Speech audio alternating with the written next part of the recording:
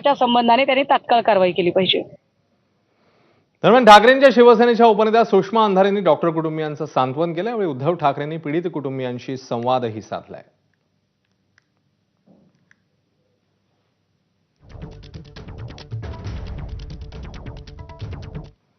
तर डॉक्टर आत्महत्या प्रकरणावरून राजकीय वातावरण किती तापलंय याचा प्रत्यय आज बीडमध्ये पाहायला मिळाला. मयत डॉक्टर कुटुंबियांच्या भेटीसाठी सध्या नेत्यांची रीघ लागली.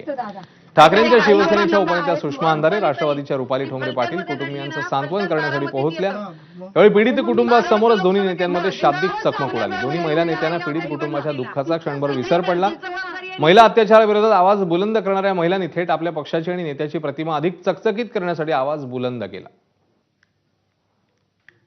घटना कुठे घडली आहे? फलटण मध्ये घडली.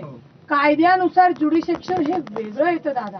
ऐका आहेत रुपाली ताई, ती फलटण मध्ये घडली ना, फलटण बारामतीत येतं.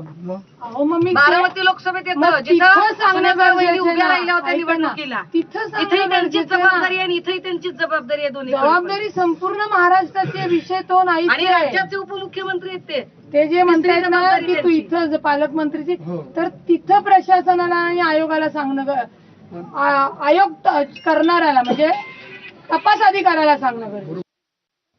फलटणच्या महिला डॉक्टरच्या आत्महत्येनंतर राज्य महिला आयोगाच्या अध्यक्षा रुपाली चाकणकरांनी